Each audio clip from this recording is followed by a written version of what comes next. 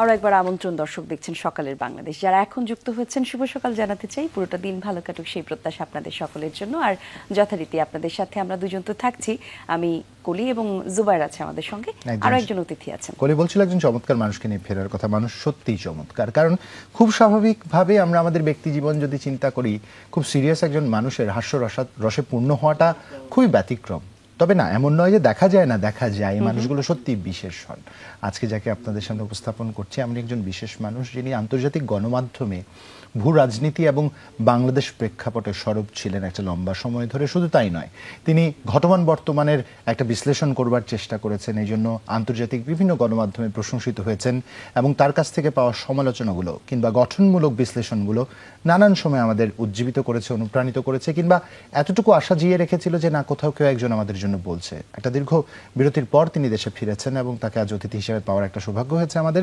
যদিও আমাদের রাজনৈতিক আয়োজন একদমই না, আমাদের সকালের বাংলাদেশ খুব স্বাভাবিকভাবে বাংলাদেশের একটা প্রতিচ্ছবি একবার চেষ্টা করে, যেহেতু ভূ রাজনীতি নিয়ে তিনি লেখেন, আজ হয়তো কিছুটা জানবার চেষ্টা করব। আমাদের সাথে আছেন শাফকাত রাব্বি, যিনি একধারে শিক্ষক এবং একই সাথে কলামিস্ট। শুভ সকাল, আমন্ত্রণ সকালের বাংলাদেশ। ধন্যবাদ আমাকে আনার জন্য। কেমন আছেন? আলহামদুলিল্লাহ, খুব ভালো আছি। সকালের বাংলাদেশের আয়োজনে একদম একটা গদবাঁধা প্রশ্ন দিয়ে আমরা শুরু করি। যে অতিথিরা আসেন তারা দিনের শুরুটা কিভাবে করেন, জানবো আপনি আপনার দিনের শুরুটা কিভাবে করেন সাধারণত। আমি আসলে অনেক দিন ধরে বিদেশে থাকার কারণে, প্রায় 12 ঘন্টা টাইম ডিফারেন্সের কারণে, যেহেতু আমি বাংলাদেশ নিয়ে অনেক কিছু করি, আমার আসলে অনেক রাতে ঘুমানো হয়। আচ্ছা। ইনফ্যাক্ট খুব মজার ব্যাপার হলো যে গত 13 বছর 14 বছর ধরে আমরা যারা কয়েকজন মানুষ আছি বিদেশে কাজ করছি, এদের সবারই একই সিচুয়েশন। আমরা একজনের সাথে রাত 3:30 4টার সময় কথা বলি এবং উই এক্সপেক্ট যে এর জায়গা আছে। হ্যাঁ, জানা আছে সবাই যে যারা, হ্যাঁ, কারণ অনেকের নাম আমি বলতেছিলাম, বাট পুরো একটা নেটওয়ার্ক ছিল গত 14-15 বছর। এবং এই নেটওয়ার্কের মধ্যে কেউ আছে অস্ট্রেলিয়াতে, কেউ আছে ইউরোপে, কেউ আছে আমেরিকায়, আর অবভিয়াসলি কিছু মানুষ বাংলাদেশে আছে। কিন্তু আমরা মানে উই জাস্ট এক্সপেক্ট, ফোন করো অস্ট্রেলিয়ায়, আমি জানি সে জায়গায় আছে রাতের বেলা। কথা বলার একটা মানুষ তো লাগবে, রাইট? দেশে বলতে পারছি না কারোর সাথে কথা, মন খুলে অনেকে বলতে পারছি না, কিন্তু আমার তো কথা বলতে হবে, একটা মানুষ তো প্রয়োজন, রাইট? আর আমাদের কাজটা খালি গল্প করাও ছিল না, আমরা উই অ্যাকচুয়ালি ডিড প্রজেক্টস। মনে করেন একটা কোনো নিউজ আসবে, একটা কোনো আর্টিকেল লেখা হবে, এখন you need to talk to people. অনেকের সাথে ফোন করতেছি অ্যাজ এক্সপেক্টেড। এবং যারা ঢাকাতেও ছিল, বেশ কিছু সাংবাদিক আমাদেরকে বাংলাদেশ থেকে সাহায্য করছে। আপনারা যে, আমি আবারও নাম বলতেছি না, কিন্তু কিছু কিছু মানুষ এই দেশেই ছিল এবং তারা অসম্ভব সাহস নিয়ে কাজ করে গেছে, তাদের রিস্ক নিয়েও কাজ করে গেছে এবং তারাও সারা রাত জাগতো। তো আপনি যেহেতু সকালে উঠে কি করে জিজ্ঞাসা করলেন, সো বেসিক্যালি যারা গত 14 বছর ধরে ওপিনিয়ন মেক করছে তাদের আসলে সকাল ছিল না, তাদের ছিল রাত। তো আমরা একটু দেরি করে উঠতাম, যে দেশে ছিলাম। আমি সকালে উঠে সাধারণত নাস্তা খাই না। শাফকাত রাব্বি, একদম সহজ একটা প্রশ্ন করতে চাই, সহজ প্রশ্ন দিয়ে আপনার সকালের বর্ণনা যদি শেষ হয়ে থাকে তবে প্রশ্নটা করব। পরিবর্তিত বাংলাদেশে এসেছেন, নতুন একটা বাংলাদেশ দেখছেন, একটু আগে আপনার বিশ্লেষণটা শুনবো, তারপর কিছু কঠিন কথা আছে। রাইট, আমি অ্যাকচুয়ালি একটা ছোট একটা পোস্টও দিছি এটা নিয়ে, যে এসে আমি কি দেখলাম। কত বছর পরে আসলেন? 14 বছর পরে। কি দেখলেন এসে? আমরাও শুনি। আমার কাছে যে জিনিসটা প্রথম সবচেয়ে অদ্ভুত লাগছে সেটা হচ্ছে গ্রাফিটিগুলা। মানে এয়ারপোর্ট থেকে নেমে আপনি দেখতেছেন যে পুরা রাস্তা ভর্তি ক্রিয়েটিভ ওয়ার্ক। তো যখন কোনো একটা দেশে বা কোনো একটা সিস্টেমে এক নায়ক আসে, এক নায়ক সবার শুরুতে যে জিনিসটা নষ্ট করে সেটা হচ্ছে মানুষের সুকুমার বৃত্তি এবং ফ্রিডম টু এক্সপ্রেস। তো আপনি দেখবেন যে এক নায়কদের আন্ডারে কখনো ভালো গান হয় না, ভালো নাটক হয় না, লেখালেখি হয় না, মানে ক্রিটিক্যাল কিছু করতে পারবেন না আপনি। সিনেমাগুলা বোরিং হয়ে যায়, খালি প্রেম ভালোবাসা। গানের মধ্যে কোনো বৈচিত্র্য থাকে না, সবাই খালি প্রেম ভালোবাসা নিয়ে কথা বলতেছে, কারণ এটা নিয়ে কোনো রাজনীতি নাই। ধরে নাটক, আপনি একটা ক্রিটিক্যাল নাটক বানাবেন, আমি আবারও নাম বলতেছি না, কিছু কিছু পরিচালকরা যারা বাংলাদেশে চেষ্টা করছে তারাও কিন্তু দৌড়ের উপর ছিল। হ্যাঁ, তো এসে দেখলাম যে ওই দৌড়ের উপরে আর কেউ নাই, সবাই রাস্তায় ছবি আঁকতেছে মন খুলে, মুখে যার যা আসছে মুখে লিখে দিছে ওয়ালে, উইথ আর্ট। তো এইটা কিন্তু আপনি যদি খেয়াল করে দেখেন, দেখবেন যে যত ছবি আঁকা হয়েছে, লেটস পুট আ নাম্বার, 10,000 বা 5,000 সারা দেশে, রাইট? এই এতগুলো আর্টিস্ট চুপ করে ছিল, ওদের প্রতিভা কিন্তু ছিল, একই তো দেয়াল ছিল, তাদের রং তুলির আচরও ছিল, সাথে রং ছিল, তাদের ভাষাও ছিল, প্রতিভাও ছিল। তারপরে ধরেন, এটা তো এমনিতে রাজনীতিকটা বললাম, আবার এই যে ক্যালিগ্রাফিক আর্টের যে হাজার হাজার মাদ্রাসা ছাত্রদের ছবি আঁকছে, চমৎকার। যেই মাদ্রাসা ছাত্রদের একরকম ভীতি তৈরি করে আমাদের থেকে দূরে রাখা হয়েছিল রাইট। কৌশলে। এবং তারা যে আঁকছে ছবিগুলো আপনি যদি খেয়াল করে দেখেন, আমি খুব আমার ফোনে স্ক্রিনশট আছে অনেক, আমি দেখলাম ওইখানে অ্যাকচুয়ালি কোনো আরবি ওয়ার্ডও নাই, শুধু নকশা। It just looks like calligraphy, ক্যালিগ্রাফির স্টাইলটা আছে, কিন্তু ওখানে কিন্তু আসলে কিছুই নাই, ওটা হচ্ছে ডিজাইন। আমি এইটুকু জানতাম না যে এই ডিজাইন এক্সিস্ট করে, মানে আমি এইখানে বাংলাদেশে এভাবে সম্ভব। রাইট। তো এইটা আমার কাছে সবচাইতে, মানে আমি বলবো যে শকিং বলেন বা খুশি বলেন, আমি প্রথম বলবো যে এই এক্সপ্রেশন মানুষের যে ছবি আকারে, এটা আমাকে অদ্ভুত লাগছে। নিশ্চয়ই আপনি বলছেন একরকম না কল্পনার জগতে ছিলাম, কারণ যারা, আপনি তো সৌভাগ্যবান 14 বছর দেশের বাইরে থাকবার আপনার একটা সুযোগ হয়েছে। আমরা যারা অদৃশ্য কিছুতে বন্দী, তাদের তো আসলে এই গল্পগুলো আপনি যখন বলছেন অতীত কিছুটা ট্রাভেল করছি এবং অতীত কিছুটা ট্রাভেল করছি এবং কিছুটা স্বপ্নময় মনে হচ্ছে সত্যিকার অর্থেই। এবং আপনি মাদ্রাসা ছাত্রের কথা বলছেন, একটু ব্যক্তিগত ওপিনিয়নটা দিই। আমি যে জায়গায় থাকি আমার আশপাশে প্রচুর মাদ্রাসা এবং মসজিদ আছে। যে ভীতিটা তৈরি করে রাখা হয়েছিল, তাতে করে যেটা হয়েছে যে তাদের সাথে যোগাযোগের রাস্তাটা প্রায় বন্ধ করে দেওয়া হয়েছিল। তারা বলতে পারতো না বা তাদের কথা কেউ শুনতে চাইতো না, একটা ভীতিকর পরিবেশ। এইবার পরিবর্তনের পর যখন রাজ্যে গিয়ে আমরা এলাকা পাহারা দিচ্ছি, এমন একটা পরিস্থিতি তৈরি হলো, তখন তাদের সাথে মিশবার এবং তাদের জানবার একটা বিশাল সুযোগ আমার হয়েছে। এবং কি যে চমৎকার করে মাদ্রাসা শিক্ষার্থীরা ভাবেন, কি চমৎকার তাদের দেশ ভাবনা, এটা যদি সত্যিকার অর্থে জানানো যেত নিশ্চয়ই ভালো। তো যাই হোক, এটা একটা অপ্রাসঙ্গিক বিষয়, প্রসঙ্গতে ফিরি। জি, গতকাল একটি বিষয় আমার চোখে পড়েছে। দি হিল নামক একটি আন্তর্জাতিক অনলাইন গণমাধ্যম, যারা বিভিন্ন সময় রাজনৈতিক বিভিন্ন প্রেক্ষাপটে সরব হয়, আলোচনা সমালোচনার ঝড় তুলে, তাদের এই ছাত্র জনতার গণ অভ্যুত্থানকে একরকম সামরিক কু বলে চালিয়ে দেওয়ার এবং বিশ্ব জনমত তৈরি করার একটা কৌশল আমার দৃষ্টিগোচর হয়েছে। আমি ভুলও হতে পারি, খুব সামান্য মানুষ আমি, আমার দৃষ্টিতে মনে হয়েছে। এটার একটু বিশ্লেষণ আপনার কাছে জানতে চাই, উদ্দেশ্যটা। এখানে আসলে যারা লেখালেখি করে, প্রথমে একটা বলে নিই, যারা লেখালেখি করে সবাই যে অনেক কোনো গহীন কোনো উদ্দেশ্য নিয়ে লেখে সবসময় তাও না। যেমন before I go into the hill মানে পয়েন্ট, আমরা যারা যখন লেখালেখি করছি তখন হয়তো অনেকে ভাবতো যে কি চায়, ও কি পাবে এটা লিখে, বা ওরে পয়সা দিছে কে। This is the most common things you hear from people, যে ওই লেখে কেন, because nobody else is writing, এ লেখে কেন। তো এটা কমন, নিশ্চয়ই কোনো উদ্দেশ্য আছে, নিশ্চয়ই কোনো উদ্দেশ্য আছে। তো অনেক ক্ষেত্রে যেটা হয়, যারা লেখালেখি করে অনেক সময় আপনি দেখবেন যে আসলে এরা হবিস্ট, এটা ওদের হবি। এখন হবি হিসেবে তারা নিশ্চয় জিও পলিটিক্যাল রাইটিং। আমি ভদ্রলোকটা চিনি না, উনি কে। হ্যাঁ, উনি মোটামুটি একটা প্রফেসর কোনোখানের, আমি গুগল টুগল করে দেখছি, আহামরি কিছু না, কিন্তু তার একটা ভালো প্রোফাইল আছে, একটা বিশ্ববিদ্যালয়ে পড়ান। ওনার লেখা পড়লে, যে প্রসঙ্গটা আমি আসতে চাইলাম সেটা হচ্ছে, উনি একজন প্রফেসর অফকোর্স, কিন্তু বাংলাদেশ মনে হয় ওনার হবিও না। উনি হয়তো কোনো কারণে হয়তো একটু লেখার একটা ইচ্ছা হয়েছিল, লিখছে। কারণ আপনি যদি পুরা জিনিসটা পড়েন, প্রাসঙ্গিকতা বিবর্জিত একদমই।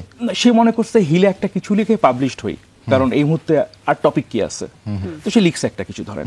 তো এরকম হইতে পারে ব্যাপারটা, যে একেবারে যে বিরাট কোনো কনস্পিরেসি নিয়ে লিখতে বসছে তা না, এটা আমি বলতে চাই। কারণ আমাদের নিজের লাইফে এরকম হয়েছে অনেকবার।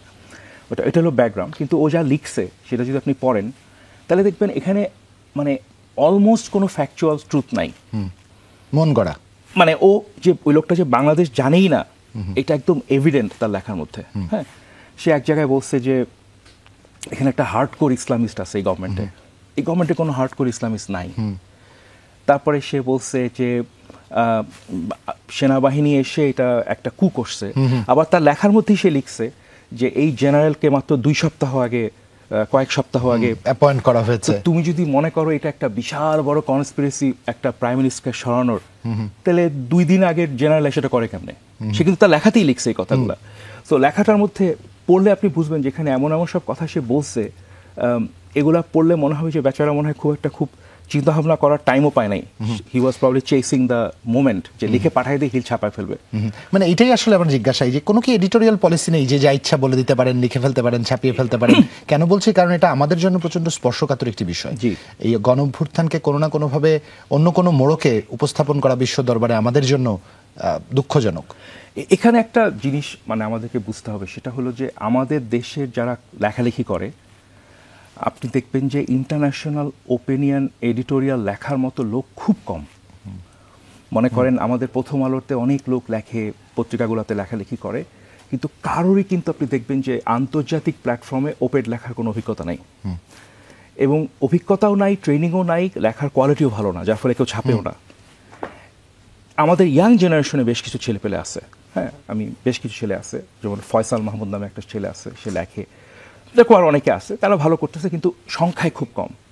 সো যার ফলে আমাদের দেশ নিয়ে যখনই আপনি কাভার করতে যাবেন, দেখবেন যে পার্শ্ববর্তী দেশ থেকে কোনো একটা প্রফেসর যার কার্সরি আন্ডারস্ট্যান্ডিং থেকে সে একটা কিছু লেখে অ্যান্ড হি গেটস পাবলিশড।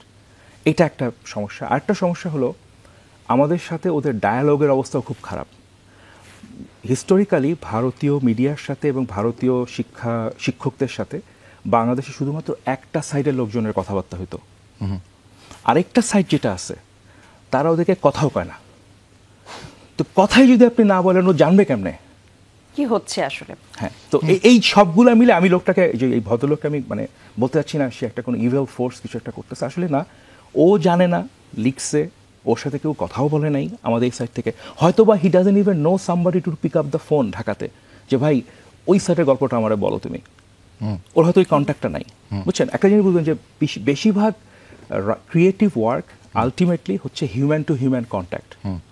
এখন এই ভদ্রলোকের সাথে যদি খালি এক সাইডের হিউম্যানের কন্ট্যাক্ট থাকে আর আরেক সাইডের হিউম্যানের সে চিনেই না, ওর লেখা এরকমই হবে।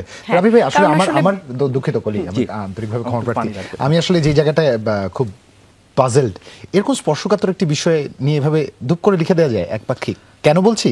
প্রতিবেশী কিছু গণমাধ্যমকে দেখেছি চড়া আওয়াজে নানান রকম মন্তব্য, উক্তি, প্রায় মরি মরি গেল গেল একটা অবস্থা, মানে আসলে এই কারণে আমি কনফিউজ। আপনাকে দেখতে হবে বাংলাদেশ নিয়ে আন্তর্জাতিক মিডিয়াতে লেখা হয় খুব কম, that is number one. Number two হলো যে কয়টা মানুষ লেখে, অ্যাজ আই সেড, এরা বেশিরভাগ আরেকটা সাইড থেকে আসে, কোনো কন্ট্যাক্ট নাই। আর ওই পাশে যারা এডিটর হিসেবে এগুলোকে দেখে, রাইট, তাদেরও কিন্তু এখন আর আগের মতো আপনার কোনো ক্যাপাসিটি নাই to fact check. For example, আপনারা নিশ্চয়ই জানেন, আপনারা সাংবাদিকতা করেন, বাংলাদেশে কিন্তু এই মুহূর্তে আন্তর্জাতিক মিডিয়ার বিদেশি প্রতিনিধি নাই বললেই চলে। আপনারা নিশ্চয়ই দেখছেন এটা। বাংলাদেশে কিন্তু ৭১ সালে এখন যে কয়জন প্রবাসী সাংবাদিক আছে তার থেকে ৫ গুণ সাংবাদিক ছিল, শেরাটন হোটেলে ছিল তারা যুদ্ধের সময়। এখন কিন্তু আপনি হাতে গুনতে পারবেন না। সো এত সাংবাদিক না, বলতেছি বিদেশি সাংবাদিক মানে কেউ নাই।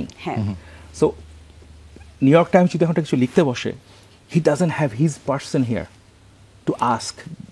সো ইন্ডিয়া থেকে একজন কেউ লিখতেছে, হিল পাবলিশ করতেছে, he'll has no way to call somebody in fact check করার কিছু নেই। হ্যাঁ, সো এইগুলো, এই দেশটার এই জায়গাগুলোতে অনেক লিমিটেশনস আছে। বাংলাদেশ পৃথিবীর ৮ নাম্বার আছে নাকি তৈরি করা হয়েছে?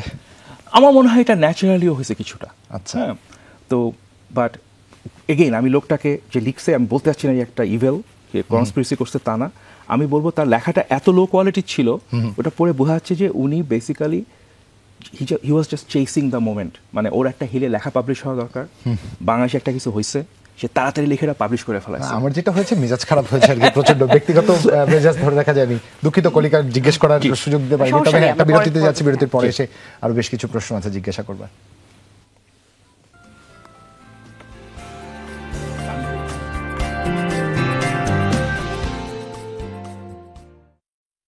সকালের বাংলাদেশ দেখছেন দর্শক। আমাদের সঙ্গে একজন অতিথি আজকে আছেন, আমরা কথা বলছিলাম তার সঙ্গে। আমাদের সঙ্গে আছেন শাফকাত রাব্বী, তিনি শিক্ষক এবং কলামিস্ট। আমরা জানতে চাচ্ছিলাম আসলে লম্বা সময় ধরে তিনি কিভাবে লেখালেখি চালিয়ে গেছেন এবং একই সাথে বাংলাদেশে ফিরেছেন অনেক বছর পর, প্রায় 14 বছর পর। এত বছর পর যখন দেশে ফিরলেন, কেমন দেখলেন এতদিন পরের নিজের দেশ? সেই জায়গাটাতে আসলে আমাদের জানা যায় ইচ্ছে ছিল। যেটা আমার আসলে যেই জায়গাটাতে প্রশ্ন করার, আমি শুরু থেকে প্রশ্ন করতে চাচ্ছিলাম, সেটা হচ্ছে 14 বছর আপনি যেটা বললেন শুরুতে, আপনারা এরকম অনেকেই আছেন যারা লেখালেখি করেছেন, লম্বা সময় কানেক্টেড ছিলেন দেশ এবং দেশের পরিস্থিতি নিয়ে আপনারা পর্যালোচনা করেছেন। দেশের বাইরে থেকে, মানে দেশে আপনি কেন 14 বছর আসতে পারেননি, সেটা আসলে একটা বড় প্রশ্ন। আমি সেই প্রশ্নতে সরাসরি যেতে চাই না, কারণ স্বাভাবিকভাবেই এরকম পরিস্থিতির সম্মুখীন অনেকেই হয়েছেন, উত্তরও অনেকের জানা। কিন্তু আমার ইচ্ছেটা হচ্ছে দেশের বাইরে থেকেও এতগুলি মানুষ একটা কমিউনিটির মতো হয়ে আপনারা একত্রে ছিলেন, লেখালেখি করেছেন, প্রতিবাদ করেছেন, সেই জায়গাতে অনড় ছিলেন এবং মানে এই যেই গণঅভ্যুত্থান যেটাকে আমরা বলছি এখন, যেই পরিবর্তনটা এসেছে পুরো বাংলাদেশে, সেই পরিবর্তনের সাক্ষী তো আপনিও হতে এলেন।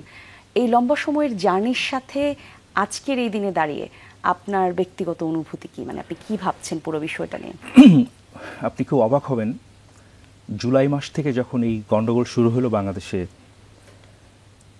আমি অসংখ্য প্রবাসী বাঙালির সাথে ফোনে কথা বলছি যারা কাঁদতেছিল। আমি কিন্তু এখনো কাঁদতে দিতে পারি আলাপ করতে গেলে, সো বি কেয়ারফুল। যেদিন আপনার এই ওই যে ছেলেটাকে যখন হাত উঁচা করে যখন মারলো আবু সাইদ 16 জুলাই, হ্যাঁ, এবং আমি কিন্তু সিরিয়াস, আমার গলা ধরে আসে এই আলাপ করতে গেলে। তো ওই তারপরে যখন ব্র্যাক, ইস্ট ওয়েস্ট, ঢাকা ইউনিভার্সিটির ছেলেগুলোকে যখন একদম ডাইরেক্ট শ্যুট করতেছিল, আমার পিছনে বাসায় একটা ছেলে থাকে, ওর নাম শামস, আমার প্রতিবেশী টেক্সাসে। ও এসে আমাকে বলতেছে, ভাইয়া we live for our children, মানে আমি বাঁচি আমার বাচ্চার জন্য, আমার বাচ্চার এগুলি করে কেন? এই কথা বলে আমরা দুজন কেঁদে ফেলছি, বিকজ আমার 3টা বাচ্চা, ওর 3টা বাচ্চা, ওর 3টা মেয়ে, আমার 2টা মেয়ে, একটা ছেলে, আমরা সবাই ফ্রেন্ডস, মানে বাচ্চাগুলো ফ্রেন্ড। মানে উই জাস্ট ভিজুয়ালাইজড যে ও আমারে বলছে, ভাই আমার বাচ্চাকে যদি ওইভাবে গুলি করতাম আমি কী করতাম, এবং আমরা পুরো ইমোশনাল হয়ে গেছি এটা শুনে। ঠিক সেরকমভাবে জুলাই, তারপর অগাস্ট মাসে যখন আপনার কেউ ঘুমায় না, 4-5 তারিখে আমি মনে হয় 42 ঘন্টা ঘুমাই নাই, আমরা জাগা। তাহলে আপনি চিন্তা করেন, সারা পৃথিবীর মানুষ যারা প্রবাসী বাংলাদেশিরা, দে ওয়ার স্লিপলেস।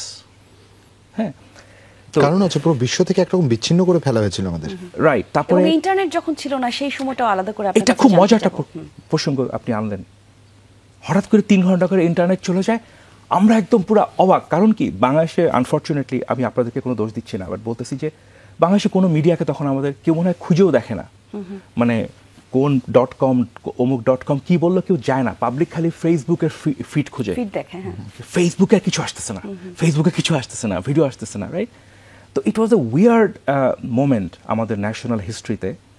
বাট প্রবাসীরা সবাই, আপনি যদি আরও অনেকের সাথে কথা বলেন দেখতে পারবেন, সবাই জায়গা ছিল, কাঁদতেছিল, দোয়া করতেছিল। পার্টিকুলারলি আমরা যারা শিক্ষিত কমিউনিটি, আমরা যারা তথাকথিত শিক্ষিত বাঙালি প্রবাসী পিপল, আমরা তো opportunist, most of us. First of all we leave the country because we অপরচুনিটির কারণে, আর ওইখানে যা বেশি অনেকে ভুলে টুলে গেছে। কিন্তু এইবারের পার্থক্যটা ছিল যে সবাই কেমন করে জানি ফিল করছে যে এবারের আঘাতটা একদম তার উপরে আসছে। এবং এটা একটা কারণটাই হলো এটা যে এবারের যে এই যে ইউনিভার্সিটিগুলো, কারণ এগুলো হচ্ছে আমাদের ইউনিভার্সিটি, এইটা আর কোনো গ্রামে গঞ্জের কোনো কিছু না যে আমি চিনি না ওই স্কুলগুলোকে, আমি জানি না, দেখেও দেখছি না, রাইট? এটা একদম আমার ইউনিভার্সিটি। আমি ঢাকা ইউনিভার্সিটিতে ভর্তি হয়েছিলাম, পড়ি নাই। আমার স্কুলের ছেলে মারা গেছে, আমি যে স্কুলে পড়ছি গভর্নমেন্ট ল্যাব ঢাকা কলেজ, তারপরে ইংলিশ মিডিয়ামের ছেলে পেলে মারা যাওয়া শুরু করছে, যেটা বাংলাদেশের ইতিহাসে কখনো হয় নাই। বেসরকারি বিশ্ববিদ্যালয়গুলো আন্দোলনের সাথে সম্পৃক্ত হওয়াটাও একটা বিশাল মোড় পরিবর্তন করেছে পুরো ধারাবাহিকতায়। আসলে আপনি বলছিলেন না ইন্টারনেট সংযোগ বিচ্ছিন্ন হওয়ার, ওই সময়টা আসলে আটকে উঠবার যথেষ্ট কারণও রয়েছে। কারণ আমরা তো অতীত অভিজ্ঞতা নিয়েই গেছি। আমরা 2009-এর ইতিহাস জানি, আমরা 2013-র ইতিহাস জানি, পুরো বিচ্ছিন্ন করে 18-তে ফলশ্রুতি তো আমাদের সকলেরই জানা। একটা জাতিকে বিচ্ছিন্ন করে কি ম্যাসাকার করা যায়, এটা আসলে আমাদের স্বজনেরা জানেন। তাই বোধহয় তারা প্রতি মুহূর্তে উদ্বিগ্ন ছিলেন বাংলাদেশে তাহলে কি হচ্ছে, কি ঘটতে যাচ্ছে। সামগ্রিক বিষয় একটু এশিয়া, সাউথ ইস্ট এশিয়া প্রসঙ্গে আসি। আপনি যেহেতু ভূ রাজনীতিটা বোঝেন, এই পরিবর্তনটাকে নানান রকম সংকটের সাথে সম্পৃক্ত করে দেখবার একটা সুযোগ অনেকেই নিচ্ছেন, আবার অনেকে বলছেন যে না, চমৎকার কিছু হতে যাচ্ছে, এর সাথে বিশ্বের মোড়ল রাষ্ট্রগুলোর একটা সংযোগ ঘটানোর চেষ্টা হচ্ছে, নানান রকম উপমায় বা সংজ্ঞায়নে, বিশ্লেষণে ব্যাখ্যা করার চেষ্টা করছেন। কিভাবে বর্ণনা করবেন পুরো বিষয়টি? মানে আপনি কি মনে করেন, আপনার বিশ্লেষণটা একটু শুনি। আপনার বিশ্লেষণটা শুনি। 1 মিনিটে বলি। আমাদের এই জনগোষ্ঠীটা, আমরা যারা এই দেশের মানুষ, আমরা গত 400 থেকে 300 বছর ধরে বিদেশিদের দ্বারা বেসিক্যালি শাসিত। মনে করেন যে একসময় মোগলরা আসছে, টার্কিশরা আসছে, মোগলরা তো বেসিক্যালি আপনার মঙ্গল, ওরা আসছে, তারপরে পার্সিয়ানরা আসছে, আরবসরা আসছে, এমনকি ওই যে মগের মুল্লুক বলি না আমরা, মগরা বেসিক্যালি মায়ানমার থেকে আসছিল, আরাকান থেকে। হ্যাঁ, ওরাও এসে আমাদেরকে রুল করছে কোনো কোনো জায়গায় এবং অত্যাচার করছে। এই কারণে আমরা বলি কি মগের মুল্লুক, রাইট? তো আমাদের হিস্ট্রির মধ্যে, আমাদের ডিএনএর মধ্যে আছে হচ্ছে যে বিদেশ থেকে কেউ এসে একটা কিছু করতেছে, এটা হলো আমাদের হিস্ট্রি। হ্যাঁ, সো এইটা আমাদের হিস্ট্রিতে থাকাতে আমরা কিছু একটা হলেই ফার্স্টেই ভাবি যে বিদেশি কিছু একটা করতেছে। এটা অলওয়েজ আপনারা এটা মনে রাখবেন যে এটা আমাদের সাইকোলজিক্যাল। আর নাম্বার 2 হলো এই রকম থিঙ্কিংয়ের কারণে আমাদের দেশের মানুষের আবার একটা এজেন্সি নষ্ট হয়ে গেছে। এজেন্সি মানে হচ্ছে যে আমি যে একাই একটা কিছু করতে পারি, সেই থিঙ্কিংটা নষ্ট হয়ে গেছে। আপনি দেখবেন আমাদের রাজনৈতিক দলরাও কিন্তু অ্যাম্বাসিতে যায় ধর্ণা দেয়, বিদেশিদের কাছে যায় ধর্ণা দেয়, এটা কালচার, এটা ঠিক আছে। আচ্ছা, তো এইটা হচ্ছে আমাদের ব্যাকগ্রাউন্ড। এই ব্যাকগ্রাউন্ডটাকে রেখে আপনাকে অ্যানালাইজ করতে হবে। নাও টেল মি যে আর কোন দেশ আসলে এখানে ছিল, রাইট? তো এখানে তো ডেফিনেটলি একটা দেশ তো খুব ওতপ্রোতভাবে আমাদের সাথে জড়িত বিকজ অফ আমাদের জিওগ্রাফিক সিচুয়েশন, তারা আমাদের চারিদিকে। তো তারা তো অবশ্যই এখানে একটা রোল প্লে করছে, এই রেজিমটাকে দীর্ঘদিন দীর্ঘায়িত করার জন্য তাদের একটা ভূমিকা ছিল। এর বাইরে বাকি যারা ছিল, ইউএস, চায়না, এই দুইটাই তো আছে, আর তো অপশনও নাই। রাশিয়ার তেমন কোনো ভূমিকা নাই এখানে। সবারই ছোট ছোট কিছু কিছু ছিল, বাট একটা পার্টির ভূমিকা সবচেয়ে বেশি ছিল। এইবারে এসে যেটা হয়েছে, এই সকল ভূমিকার বাবা যেটা, সেটাকে মানুষ, জনগণ, দেশের জনগণ, সকল বিদেশির বাপ এটা। এইবার যখন বাইসাইকেল মেকানিক, রিক্সাওয়ালা, এনএসইউ এর ছেলে, গ্রিন হেরাল্ডের মেয়ে একসাথে নামছে, হ্যাঁ, সকল গুন্ডার বড় গুন্ডা রাস্তায় নামছিল, সেটা হচ্ছে কে? জনগণ, এইখানকার মানুষ। সো এই পুরা খেলাটা মানে স্বয়ং খোদাতালা এসেও এই মানে 1-1.5 মিলিয়ন পিপলকে, ইয়াং পোলাপানকে রাস্তায় নামাইতে পারবে না। আপনারা তো ফুটেজ দেখছেন, আর্মি গুলি করতেছে, আগায় আসতেছে। যে কোনো মিলিটারির সবচেয়ে বিগেস্ট ফিয়ার হচ্ছে সিভিলিয়ান যখন হাঁটতে হাঁটতে আগে আসে, because they know the war is over. ভয় ভেঙে গেলে আর কিছুই থাকে না। হ্যাঁ, আপনাকে তখন ম্যাসাকার করতে হবে। ম্যাসাকার তো করতে পারবেন না আপনি, নিজের মানুষ। হ্যাঁ, সো এইটাতে আমরা চেঞ্জ হয়েছে এবার আসলে। হ্যাঁ, বাকি সব কিছু হচ্ছে ফাপড়। হ্যাঁ, হয়তো আমেরিকা কেউ একজন বলবে যে হ্যাঁ এটা তো আমরাই করছি, বা ইন্ডিয়া হয়তো বলবে আমাদের খানাটা নষ্ট করে দিচ্ছ তুমি, এগুলো সব ফাপড়বাজি। হ্যাঁ, আলটিমেটলি বাংলাদেশের মানুষ এটা করছে। কালকে আমি একটা ইন্টারভিউতে গেছিলাম, তারা জিজ্ঞাসা করতেছিল এটা কি অভ্যুত্থান নাকি বিপ্লব নাকি, আমি বললাম call you whatever it is, it is what it is, it is what it is. এখানে পিপল নামে মারামারি করে খেলা শেষ করছে। It was a massive fight. Shafqat Rabi, আপনি লম্বা সময় ধরে জিওপলিটিক্যাল বিষয় নিয়ে লিখেন, আপনি সুন্দর বর্ণনা দিলেন আপনি কিভাবে পুরো বিষয়টাকে বিশ্লেষণ করছেন। আমি একটু জানতে চাই, এই যে একটা জায়গা তো এখন আমরা এসে থেমেছি, যুদ্ধ শেষ হয়েছে বা আমরা যদি বলি বিজয় এসেছে, আমরা একটা জায়গায় এসেছি, তরুণরা এখন দায়িত্ব নিতে চায়, তারা দেশ গঠন করবে এবং লম্বা সময় ধরে যেই অরাজনৈতিক অবস্থা বা যেই অস্থিরতা ছিল সেগুলোকে সবগুলোকে কাটিয়ে এখন আমরা সুন্দর আগামীর পথ দেখতে চাই। আপনি আপনার দৃষ্টিভঙ্গি থেকে আপনি এখানে কি, আপনি কত দূর দেখতে পাচ্ছেন, আপনার দৃষ্টি কি বলে?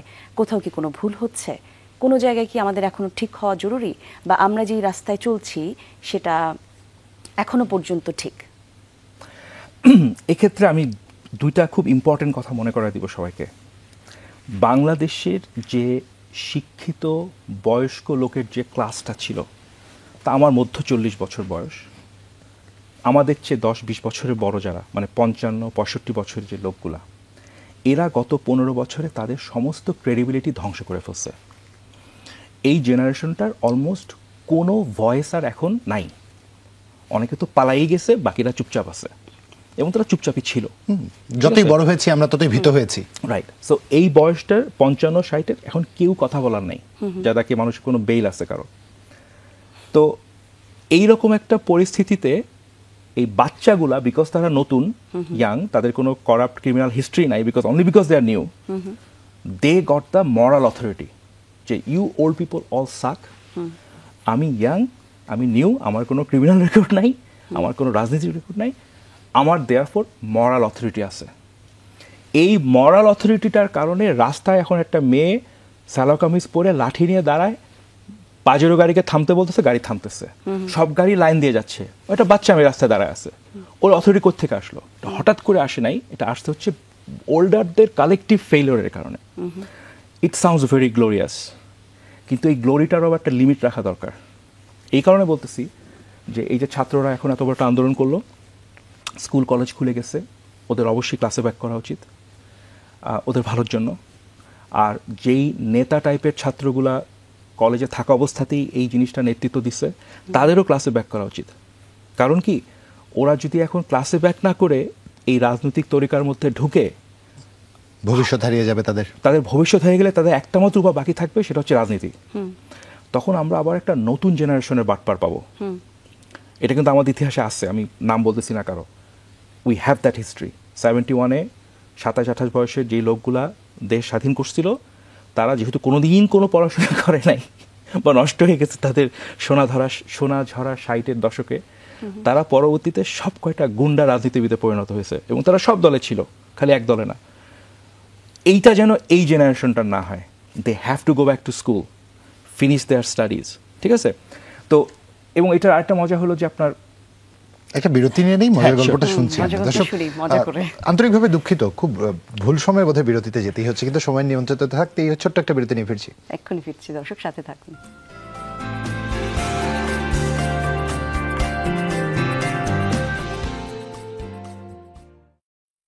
স্বাগত আরেকবার, দেখছেন সকালের বাংলাদেশ, জুলা জুবাইয়ের সাথে আছি। সেই সঙ্গে আছে আমি জান্নাতুল কলি। সকালের বাংলাদেশে আমরা প্রান্তিক জনপদের কথা বলি, কখনো কখনো আমাদের সঙ্গে কেউ কেউ অতিথি হয়ে আসেন, আমাদের সঙ্গে যুক্ত হন, আমরা তাদের সঙ্গে গল্প করি। আজকেও সেরকম একটা সকাল আমরা কাটাচ্ছি। তবে তার সাথে গল্প করবার আগে আরও একটা তথ্য আপনাদেরকে জানিয়ে দিতে চাই। 1971 সালের আজকের এই দিনে মাতৃভূমির জন্য নিজের জীবন উৎসর্গ করেছিলেন বীরশ্রেষ্ঠ ফ্লাইট লেফটেন্যান্ট মতিউর রহমান। প্রিয় মতিউর রহমান থাকবেন বাংলার প্রতিটি মুহূর্তে, প্রতিটি স্পন্দনে। বিনম্র শ্রদ্ধায় আমরা এই মানুষটিকে স্মরণ করতে চাই। 1961 সালে পাকিস্তান বিমান বাহিনীতে যোগ দেন তিনি। 1967 সালে তিনি ফ্লাইট লেফটেন্যান্ট পদে পদোন্নতি লাভ করেন।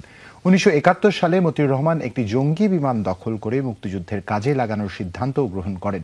তিনি একটি T-33 বিমান ছিনতাই করতে গিয়ে কো পাইলট রাশেদ মিনহাজের কারণে দুর্ঘটনার শিকার হন। বিমানটি বিধ্বস্ত হয় এবং মতিউর রহমানের সঙ্গে প্যারাসুট না থাকায় তিনি মৃত্যুবরণ করেন। 1971 সালের 20 আগস্ট মতিউর রহমান আজকের এই দিনে একটি স্বাধীন বাংলাদেশের প্রত্যাশায় অনাকাঙ্ক্ষিত একটি পরিণতির শিকার হন। মানুষ চলে যায়, কিন্তু মানুষের সৃষ্টি, মানুষের কাজ এবং এই যে উদ্দীপনা, তারুণ্যের যে উদ্দীপনা, গল্প থেকে যায়, ইতিহাস কিন্তু কখনো মুছে ফেলা যায় না। প্রভাবটা কিন্তু এখন আমাদের বীরশ্রেষ্ঠদের প্রভাব কিন্তু এখনো আমাদের মধ্যে রয়েছে। নামগুলো হয়তো বদলে গেছে, এখন মুগ্ধ, এখন আবু সাইদ, কিংবা এখন আরো নাম না জানা অনেকে। ইতিহাস বারবার করে এভাবে ফিরে আসে, তাহলে যারা স্বৈর আচরণ করে তারা কেন ইতিহাসটাকে মনে রাখে না? স্বৈরাচারগিরি করা এটা একটা ড্রাগের মতো। এটা ফার্স্টে অল্প একটু মানুষ খায়, তারপর এটা নেশা বাড়তে বাড়তে একটা পর্যায়ে যায়, অগাস্ট মাস আসে। তো এখন এই নেশা আপনি কতদিন করলেন, কোন লেভেলে আসছেন, হ্যাঁ, এটা ডিপেন্ড করে। But it's like a drug. বলে না যে power corrupts and absolute power corrupts absolutely. Just replace the word power with drugs. Drugs corrupts এবং অ্যাবসোলুট বাজে ড্রাগ অ্যাবসোলুটলি শেষ করে দেবে আপনাকে। স্বৈরতন্ত্রটা হচ্ছে ঠিক এরকম, মানে এটা একটা নেশার মতো। এই নেশাটা থেকে প্রিভেন্ট করার জন্য একটা সোসাইটিতে যে ইনস্টিটিউশনসগুলো লাগে, যে ফিলসফিগুলো লাগে, আপনারা যারা মিডিয়াতে আছেন, আমরা যারা কথাবার্তা বলি, আমাদের দায়িত্ব হচ্ছে এই মেসেজগুলো মানুষকে কন্টিনিউয়াসলি দেওয়া যে এই ড্রাগ সহ কেউ যদি ধরা খায়, সাথে সাথে তাকে সিস্টেম থেকে বের করে দিতে হবে, because this person is addicted to power. আমাদের দেশে আমি একটু ডাইগ্রেস করি, আবারও কারো নাম বলতেছি না, আপনি যদি খেয়াল করে দেখেন, ডিকটেটর কিন্তু খালি হাসিনা ছিল না এই দেশে। আমাদের অলমোস্ট প্রত্যেকটা গুরুত্বপূর্ণ ইনস্টিটিউশন বা প্রাইভেট এনজিওরও কিন্তু ডিকটেটর দ্বারা চলে। দেখেন যে ওদের যে প্রতিষ্ঠাতা, সে জীবনে মরার আগে ছাড়ে না। কোনো প্রতিষ্ঠানে এটা নাই, এই কালচারটাই নাই, মানে চেয়ার ছাড়ার কালচারই নাই। কালচার আমাদের মধ্যে নেই। ভদ্র লোক যাদেরকে আমরা মনে করেন বিশাল কিছু মনে করি, সেও কিন্তু ডিকটেটর, সে তার পজিশন ছাড়ে নাই। আমাদের দেশে পৃথিবীর সবচেয়ে বড় এনজিও আছে কয়েকটা।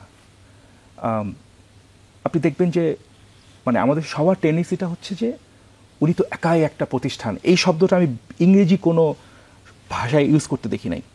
বলে যে উনি তো নিজেই একটা প্রতিষ্ঠান, এটা কিন্তু একটা স্বৈরতান্ত্রিক কথা। প্রশংসা করতে যে আমরা মাঝে মাঝেই বলে ফেলি he himself is an institution. এটা কি? একটা মানুষ তো প্রতিষ্ঠান হতে পারে না। প্রতিষ্ঠান মানে হচ্ছে এখানে চেকস অ্যান্ড ব্যালেন্স থাকবে, 10টা মানে একটা বোর্ড থাকবে, কাউন্টিং থাকবে, কথাবার্তা থাকবে, ডিবেট থাকবে, কনসেনসাস মেকিং থাকবে। কারণ একটা মানুষ 2বার 3বার 5বার সঠিক হতে পারে, 7 8 9 বারে সে ভুল করবে।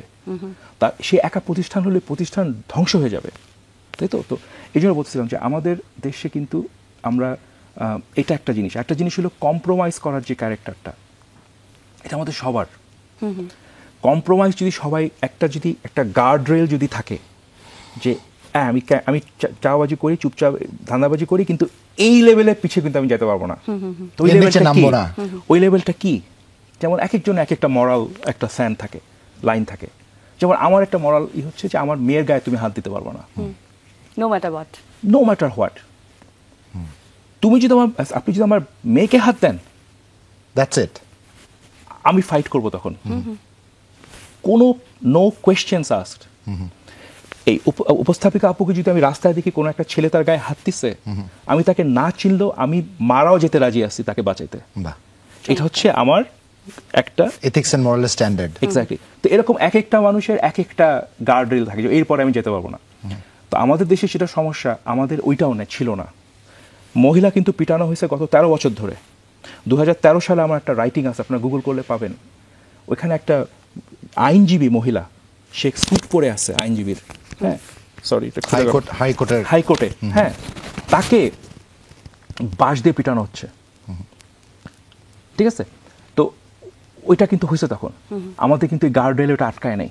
আমাদের দেশের অনেক শিক্ষিত মানুষ জাস্ট অ্যাকসেপ্টেড ইট, ওকে ভাই বিএনপি করে বা কিছু ক্ষেত্রে বলেছে না ঠিকই আছে, দরকার ছিল, ঠিক আছে হয়েছে, বা নারীরা এত জায়গায় এত কথা কেন বলবেন, সেই জায়গা থেকে। কিন্তু আমরা যদি একটা স্ট্যান্ডার্ড ধরে ফেলতে পারি যে আমরা কোনো জায়গাতে আর কম্প্রোমাইজ করব আর ছাড় দিব না, সেটা আপনার যেটা আছে আপনি ধরেন, আমি একটা সহজ বলে দিলাম, মেয়ের গায়ে হাত দিবা, আমরা সবাই মিলে নামবো। আই ডোন্ট নো এটা কার মেয়ে ছিল। বাচ্চার গায়ে হাত দিবা, সবাই নামবো রাস্তায়। ওইটা আনলে এই ধরনের ড্রাগস, যেটা মানে ক্ষমতার যে অতিরিক্ত ব্যবহার, এটা কন্ট্রোলে চলে আসবে। বাহ, চমৎকার, অসংখ্য ধন্যবাদ। অনুষ্ঠানের একদম শেষ পর্যায়ে আমরা আসলে আসছি, মানে গল্প যে শেষ হয়ে যাচ্ছে এটা আসলে কিন্তু এখনো মাঝে মাঝে না ওই চৈতন্যবোধের জায়গায় নাড়া খায় না যে আসলে স্বপ্ন দেখছি কিনা। হ্যাঁ, কথা বলছি, আমরা এত কথা বলছি, কথা বলতে পারছি এতখানি খুলে। আপনাকে ধন্যবাদ, আপনি আজকে সময় দিলেন আমাদের সঙ্গে। সকালে আপনি উঠতে পারেন না, তারপরেও আজকে আসলেন আপনি। ধন্যবাদ আপনাদেরকে আমাকে আনার জন্য। শাফকাত রাব্বি, অনেক আপনার মতো অনেক মানুষ দরকার। এরকম অনেক মানুষ থাকলে হয়তো আমরা আরেকটু বাড়তি করে সাহস পাবো। তবে হ্যাঁ, যারা আমাদের কথা বলবার এই সুযোগটা করে দিয়েছেন, গভীর শ্রদ্ধা, ভালোবাসা, সম্মান তাদের প্রত্যেকের প্রতি। বয়স মুখ্য নয়, আপনি যা করে দেখিয়েছেন তা মুখ্য। বয়স মুখ্য নয়, আপনি যে পরিবর্তন আনতে পেরেছেন তা গুরুত্বপূর্ণ। বয়স মুখ্য নয়, আপনি আমার চোখে আঙুল দিয়ে আমি যে ভুল করছি তা দেখিয়ে দিতে পেরেছেন, এটাই মুখ্য।